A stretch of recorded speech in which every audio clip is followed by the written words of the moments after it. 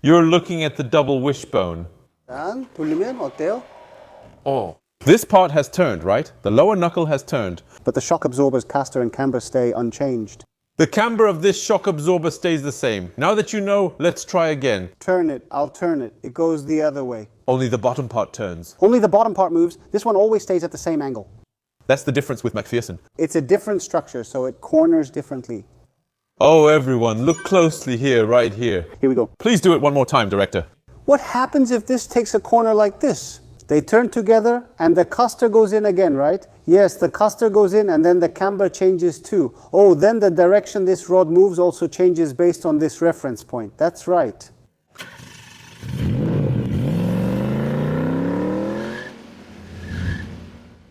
Hello, this is Yoma Corner. Hello, this is Kakomisu. Boss, yes, today a vehicle has appeared that even makes you look small. What is this vehicle? This is the GMC Canyon Denali model. It's amazing. It's really like a tank.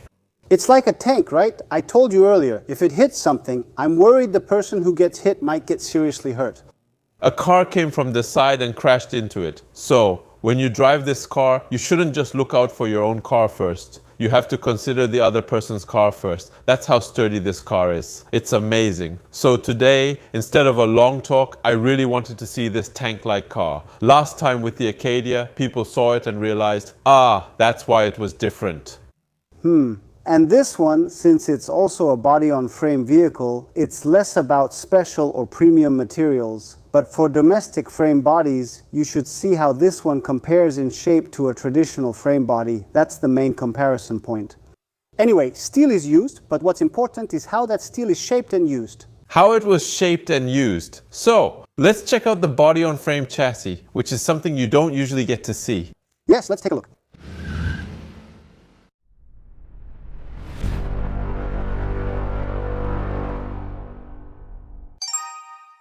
Yes, let's start from the front suspension. Okay, let's take a look at the front part first. Hold on, ha. The reason I'm laughing is because, wow, I've never seen a wheelhouse this big before. Right, as you can see, it's an enormous size. It has off-road tires, 265 tires are installed. It has tires installed, so how should I describe this feeling? It's like twice the size of a Seltos. That's right. And it's also a wide body. If you look at a wide body car from the front like this, the side profile is really impressive. Just like fender flares, that's right. We really like things like this. That's right, so it looks like a concept car. Yes, so these fender flares look really cool. And then those wide tires, they really remind me of our toy buggy cars.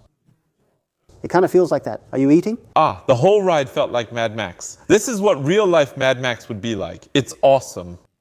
And if you look here, try touching it. Wow, this is all sound-absorbing material. The front and back are made of sound-absorbing material, and they've sealed it all the way down to the lower part of the front bumper like this. That's right. And like I mentioned with Acadia, the fit and finish is amazing. Yes. They did a great job with the fit and finish. It's not sloppy at all. So even though it's under the same GM group, GMC is definitely more premium. It's different. Chevrolet is different in these aspects. That's right, it's different. If you take a look at the door line here like this, the panel gaps are pretty good too. The paint job is impressive, I must say. I mentioned it during the Acadia review, right? GM's paint jobs are really good. Wow, we usually call this orange pearl, but you can't even imagine it until you see it in person. Even if you see it. It's amazing, right? Since this is an off-road vehicle, if you look underneath and touch it, you'll notice the box section even has an anti-corrosion coating. It's rust-proofed first, then painted. Wow, that's impressive. Yeah, really. So they've considered even these details very well. All these covers here too. They made it, right, on the side step area, but the real side step should be about this big, right? This is basically just a structure. You can think of it as a side step that's about the size of a fire escape ladder. All right, let's take a look. If you see here, the front brake system is made of cast metal and it's really hot. We just drove it, so it's hot. Earlier, we did an emergency stop and it really brought this Goliath to a halt. Yeah, this is pretty good. And if you look here, usually with body-on-frame vehicles like domestic cars such as the Tasman or Musso, we mentioned this during the underbody review, they used cast metal for rigidity. Cast metal, yeah. But this one, they used aluminum. Wow, they used it in these parts, right? It's the same with the Colorado too. So it gives off a good feel, right? It really does. So depending on the material, even if they use aluminum, they've simulated things like the areas that take force or how it's distributed, and since it turns out fine, that's why they use it. I brought this up in the test drive review. They've made trucks for decades and have the data, so they know it's fine to use it this way. There's a big difference that comes from this kind of experience, right? How many generations of this car have they made so far? Pickup trucks, that's right. No, even if you want to use it, sometimes you can't because the vehicle must stay rigid. This pot here is also really thick, especially in this area. Yes, that's right. Wow, it's really overwhelming, isn't it? There's this kind of difference. Yes. Double wishbone.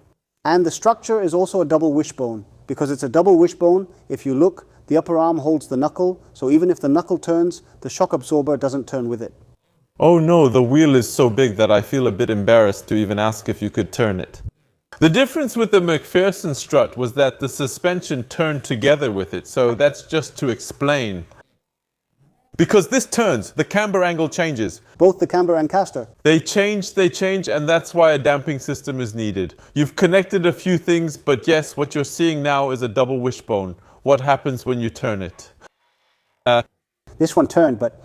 Right, the knuckle part below turned, but... Caster and camber of the shock absorber remain unchanged.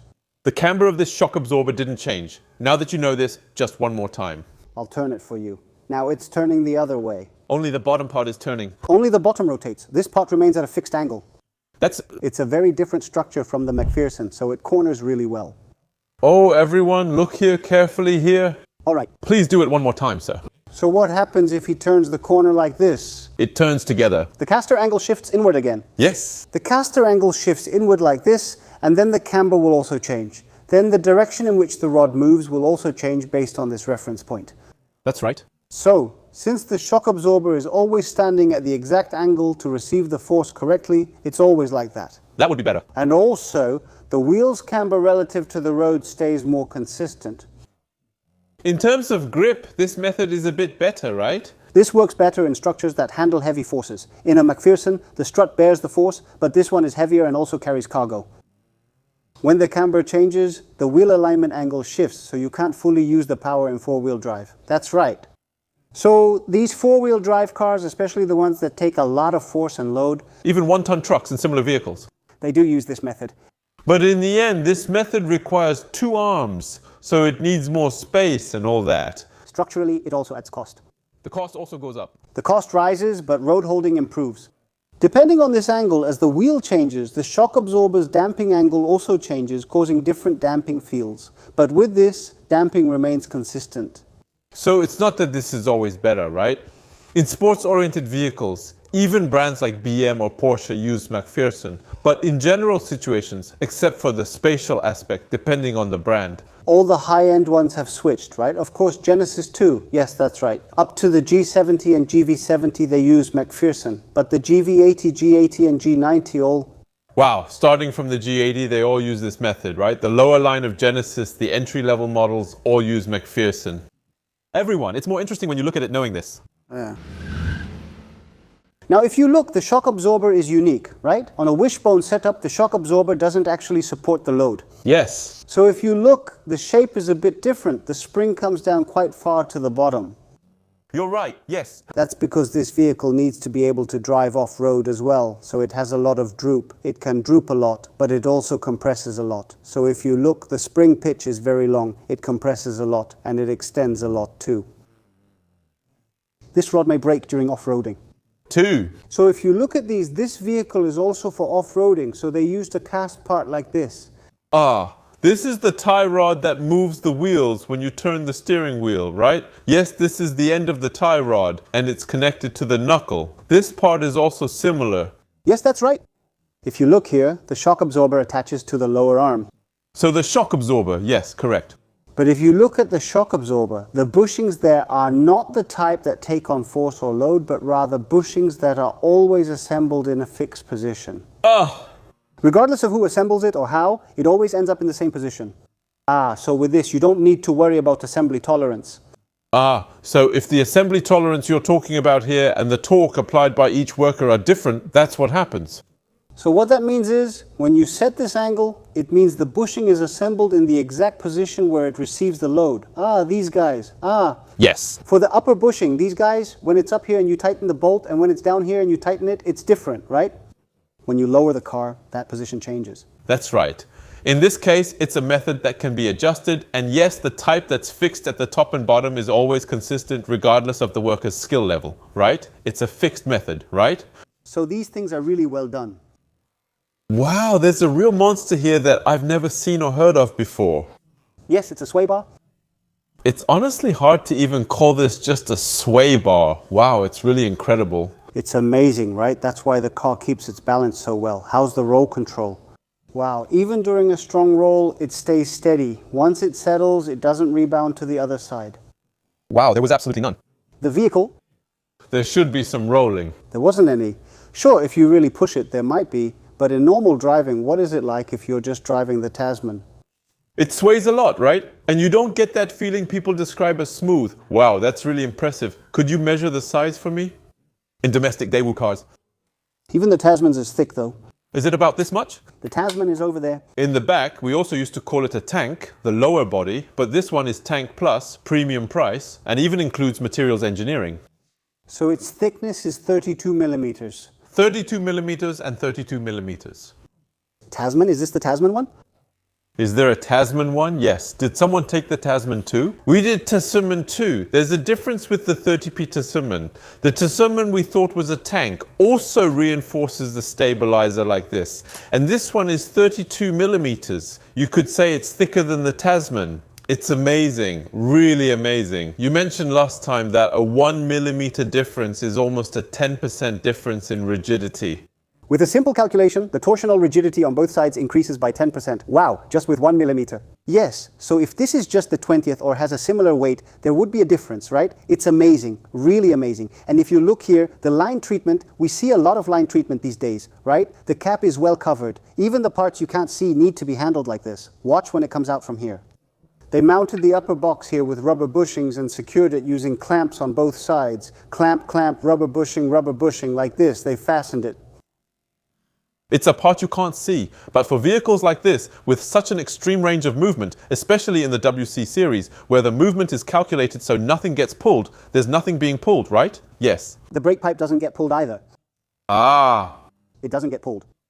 They improved it and made it like this, right? Ah, here too there's a rubber part, and here they've put a tempo in. Since this area is wide, in case something hits or gets caught, it won't get stuck or tear, and it's protected. That's amazing. All of this is simulated, and the positions are selected and rolled up like this. That's right, this is experience. Yes, it's experience points, that's right. It's not like a single rubber piece means nothing. Sure, saving even one makes sense, but there's clearly a reason they put something like this in. That's right. When I see things like this, I think, even though it's a pickup, they've done well. And as you can see, the sway bar is thick. Very. And as you can see, the stabilizer link is relatively thin. Yes. But why am I telling you this? This part doesn't take any force. This part is a vertical member that receives vertical loads during lateral movement. So even with just this, it's already very sturdy. The reason I'm telling you this is because a lot of our customers come in after being scammed into reinforcing this stabilizer mechanism too much. People say it's too thin and needs reinforcement, but let's not do that. This is already very sturdy. And if you actually calculate the vertical load from the lateral force when pushing the car from the side, it's really just a few kilos. There's no reason to reinforce this. This isn't the problem. The other part is the problem, not this one. Right. For those who don't know, let me explain. If you understand the suspension structure, you can tell which parts take the force and which parts don't. That's right. And it's also not good to connect too many things unnecessarily. That's not good. Yes, everyone, if your back hurts, you just need one support brace. It's not like putting on 3 braces will make your back stop hurting. That's right. So, I'm saying you should be careful and make your choices wisely about those things. Let's not do unnecessary things. Yes, that's what I meant. Let's get the car up.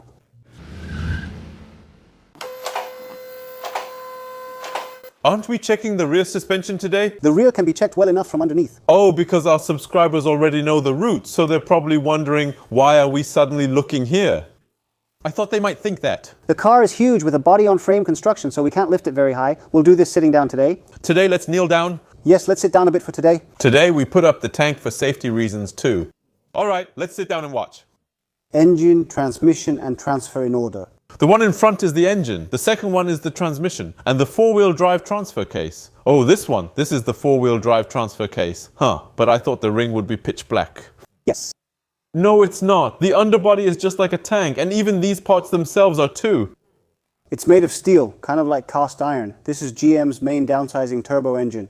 There are 2.5 and 2.7 versions, and yes, they use that engine. We talked about this before with the Acadia too. Yes. The oil pan is really slim too, right? Wow, this car is packaged really well. Yes. So it's really slim. If you look at it like this from below, you might wonder, is this car's engine really small? It feels like that. Oh yes, and if you look here, the MDPS is sticking out in the front like this. Oh, the size of the MDPS. The MDPS is actually really big. Yes, it's much bigger than the MDPS size we're used to seeing. It's significantly bigger. It's significantly bigger. It's not just a little bigger. That's right. Since it has to withstand a lot of force, things like the lower arm is made of steel. It's steel, but it's almost comparable in size to the Blue Side's frame. That's right. Because the weight is so heavy, sturdiness is the top priority for this car. So up to the front, they've covered it with steel plates to protect the MDPS. It's well covered. Among domestic cars with a body-on-frame and four-wheel drive, are there any models where the front differential is made of aluminum? I haven't seen any, except Genesis models. Once again, Genesis comes up here. We use them on site because the differential housings are all metal. But this one is made of aluminum. It's made of aluminum, and also, one more thing, the differential is shifted to one side. The differential, yes. And this side, this drive shaft is short. Oh, you're right.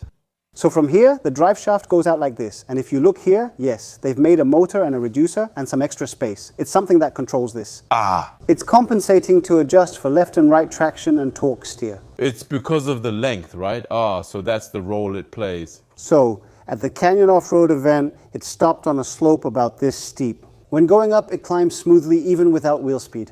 Since there's no variation, yes, the traction is really good. The traction is really good. And the feeling of traction control, like I said back then, wow, it feels really high-end. So this is the reason. So it's not just that four-wheel drive is good or anything like that, but basically the entire structure, including this algorithm, is all well designed. It's designed so it can be adjusted, right? That's how it is. And if you look at the thickness of this frame, you might even think it's thinner than the Tasman, Musso, or Rexton. That's right. I see, yes. And doesn't this make it less rigid? Yes, now look at how it comes down here. Domestic body-on-frame vehicles. The frame descends in a square shape. That's right. But these guys have shaped this frame like this. Wow, we used to call this a square pipe, right? Yes, they've bent this square pipe. They bent it, and you see how it has this shape, right? Yes, it can withstand more force, right? So is that why it's shaped that way? That's right. This is the technique used to bend metal. So it's all about the technology. If you look here, it's designed this way to reinforce and strengthen it. They added another steel plate here. Yes, it's reinforced. So the parts that need to handle force are thicker. If you look back here, yes, the frame is thick here too. This part is similar to Korean cars right here, yes. But if you go further back and look over here, the frame is really thin. Here, this one? Yes. Yes. So by distinguishing which parts need to take more force and which parts need less, you distribute the rigidity. That's why the car absorbs shocks well. Even though this is body on frame, when we rode in body on frame vehicles, we always felt that solid and firm sensation, especially with things like damping. But this one isn't like that. It felt good during the test drive earlier, right? We have this saying, isn't this a hybrid between body on frame and monocoque construction? That's right, it's like that. Actually, in terms of structure, they make the necessary parts thicker as well. Or thinner. Or sometimes thinner, and that's all part of the experience. Right, so that's the difference. It's not just thick and comes out in one piece. They shape it in the middle, and if you look here, they've connected the frame like this. They've connected it here and there. Oh, I see. So this is called the rear module, center module, and front module. What that means is they use this vehicle to make various types of vehicles. They can make different types. Depending on the module used, it can become a long body. That's the difference. And depending on the cargo load, a stronger rear frame can be used. That's impressive. Since they've made so many pickups, they have a lot of data about pickups. So experience is important here. Like this. These experiences are ultimately felt by the consumer. And it's the engine mount. Is that down there the engine mount? But the reason I'm mentioning this engine mount is what happens to our car when we step on the gas. Every time we press it, the engine moves back and forth, right? But that doesn't really happen much. What that means is the engine mount holds it really well. To reduce the vibration of the engine, they use actuators there. Other cars do that too. They put oil in there and install an actuator inside to make it a bit smoother and softer, but this one has good fundamentals to begin with. Oh, but about that, sir, you said this one really doesn't have any body roll, right? But there wasn't any pitch either. With a big car like this, by old standards, it would have felt clunky and shaky like an old model, but there was none of that feeling. Because, you know, with a body-on-frame setup, the cabin is mounted on top of the frame, right? There's some play there. Since it's assembled underneath, they use rubber bushings. These are called cab mounts. But these cab mounts, the way they're assembled, it's kind of like engine mounts underneath. And on top, the rubber is compressed in this structure, the yellow part. Yes, on top. Oh, that's right. But this structure is really good. Oh, that's right. Yes. It's not just simple assembly. For Korean cars, they just put in a rubber bushing, just one, and tighten it. But here, they've done it all like a mount. The connection to the car body frame makes the cabin feel less like it's just sitting on top. Ah, and also, this part is like this right now, but they've secured it once more here at the frame. They didn't really have to put a plate here, but they've connected it to the chassis so it can handle more force, right? That's right. Wow, it's not just the wing that's connected. This square frame pipe goes through and secures it again. Wow. Oh, inside here. Yes. So now, these kinds of things make a difference. These kinds of things are different. But this isn't really for driving up mountains or anything like that. It crawls over rocks and stuff, right? Basically, the off-road performance itself is guaranteed to a certain high level. So, you know, you have to drive it in the US now. Yes. Well, it's not like all the roads in the US are good, right? Yes, and you also have to naturally go on those off-road or nature trails. So it's good for both on-road and off-road driving. So in that regard, I really liked it today. Many subscribers said I show the underbody too often. Hey, Under. You might be wondering, hey, where did the cover go? I don't think this one needs an underbody cover. It doesn't even need one. Because the ground clearance is really high. Oh, that's right. If you ever need to protect it, look, this is a canister. Gasoline canister, yes. It's a device that collects gas from the gasoline tank. Yes, yes. This canister is typically under the cargo bed, so no cover is needed. But for these, this part is plastic. Take a look. It's molded. Ah, they've made it safe as well. Yes, they've made it safe. And also, these guys, when I checked, there are a ton of accessories for pickup trucks, right? There are hundreds of them. It's amazing. But still, I'm anxious. Did you put the cover on?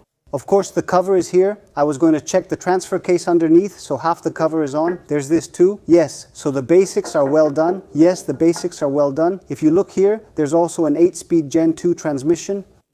It's not as quick as passenger cars, but it's not sluggish either. Yes, so it's very smooth and sleek. And would you like to take a look at the thickness of this exhaust pipe? The reason I laughed is because the camera can't capture this. This exhaust pipe, I moved it aside and it turned out like this. This is how it is. Because it's a pipe now. Because it's a ring. That's right. How many times bigger is this? It's enormous. So it's just on a completely different level from the vehicles you've seen before. It's really thick. Ha ha ha ha. How should I put this? Usually, when we drink from a can, like a 350 milliliter can and a PET bottle, they're different, right? It's that kind of feeling. That's right. It's about the size you would compare to a PET bottle. That's right. It's really thick. Are you really going to put it in like this? The heat shield is very well made, as expected. The heat shield is well made. Want to see the transmission side? They designed and attached the heat shield this way. They did this one separately too. That's crazy. That's crazy.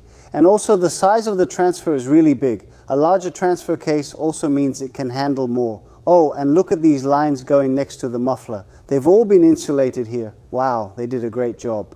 The bushing may look like a normal hanger bushing, but it feels different, right? With Korean cars, the hanger bushing is usually just a thin piece at the back, like a clothes hanger, which is why it's called that, right? Now let me tell you why we don't get rear independent suspension. If you look at the back, it's a solid axle like this. Wow, look at that, it's a solid axle. And it's got leaf springs. Yeah, those are leaf springs, several plates bent together. Usually when we ride in vehicles like this, it's set up like this. Riding in a truck bed, especially in a military vehicle, feels completely different in the back. But I didn't get that feeling with this one, yeah. It's nice, right? Is this engineering too? Now, with leaf springs, the material matters too, because even if they're the same size, there are different grades of steel. GM suspension has been great for a long time. Check the wiring in the back, see how well they've managed the cables, and notice this plastic frame. Honestly, do you know what this really looks like? I saw this, so let me explain. For computer enthusiasts, what's important isn't the front, but the cable management in the back. Hey, this is insane. This is a cable management expert.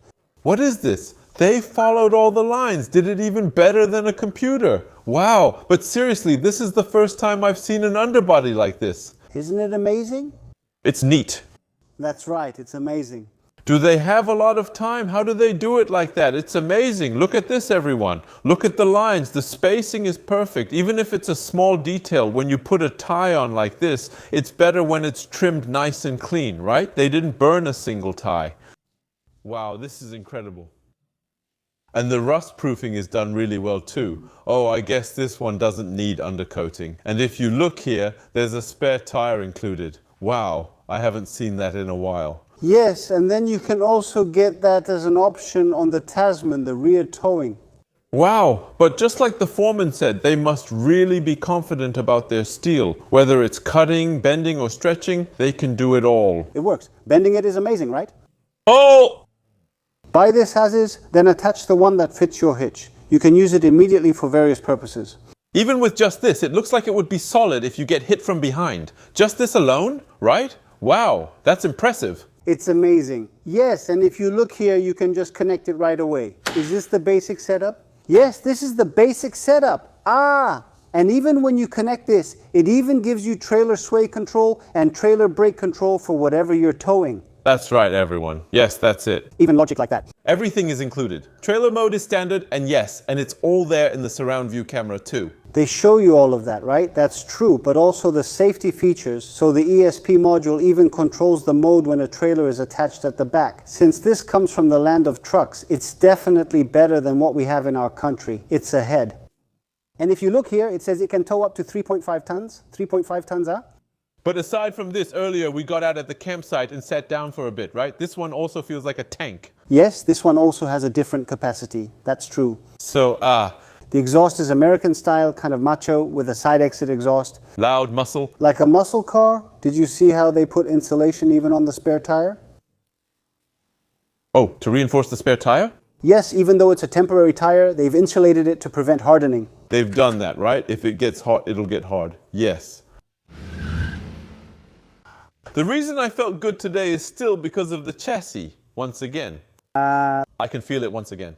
Yes, if pickup trucks had sold well in our country from the past, things would have improved a lot. But for now, the models are still limited. And because of that, people still see them as cargo trucks. And in reality, they are cargo trucks. So, due to the downside that they're mostly used for leisure purposes, it's still difficult for them to develop further. Well, there's nothing we can do about that. Honestly, if we really think about the pickup trucks we know, there was the old Kia Brisa. But if you consider that one as the first generation, I think that's a bit of a different interpretation, right? It seems like people recognize it as about half a generation. The Colorado and Canyon have already gone through several generations. That's right. There was also the Pairie in between, and besides that model, there were other ones too. And then there are mid-size, large, and even extra large ones, and some of the really big ones have dual rear wheels. Dual rear wheels. And what do we base our ambulances on? We use things like the Staria as the base, right? But over there, they make ambulances as special vehicles based on pickups. So they can make a lot of things using pickup trucks as the base, and they actually do make a lot that way. So that's why it's so different. That's right. So, as expected from a country where people drive a lot of pickups, it's clear that, well, it's not even at a level where you can compare it. It's on a whole different level. After driving it and even looking underneath, I could really understand why it's different. Yes. After seeing the Canyon following the Arcadia, I realized it's different. It's not just about saying, oh, we used a lot of aluminum alloy in the chassis to make it sound good. That's not the issue. Yes, that's right. There are vehicles that need to use alloys, right? Some cars need to be strong, that's right. There are vehicles that require strength. From a materials engineering perspective, I see why these strong vehicles also offer good ride comfort. That's true. And also the design of the frame body. Even though it's a frame body. But it didn't feel like a body-on-frame vehicle. Manager, it's pretty late today, isn't it? Even today, riding another fun car like this, there really is a reason for it. That's right. A few years ago, when we did the Colorado, we couldn't do its undercarriage that day due to something that came up. It's a model I've been wanting to see, so today I really wanted to try out the Canyon from GMC, the sibling brand. I had a great time today. Oh, thank you. Should we tease the next car in advance? What are you going to do for the next car? Escalates. The reason is, when you take the wheels off this car too, My back really... feels like it's going to give out. It truly felt that way. I've never seen the foreman, who's usually so strong, act like that before. I've never seen that before. Oh, it's really heavy. All right, if that's the case, thank you so much for today. Let's say goodbye together. Yes, thank you. Thank you. 작은 도움이 되셨다면 좋아요 부탁드리고요. 구독과 알림 설정을 통해서 정확한 신차 정보를 빠르게 만나보세요. 감사합니다.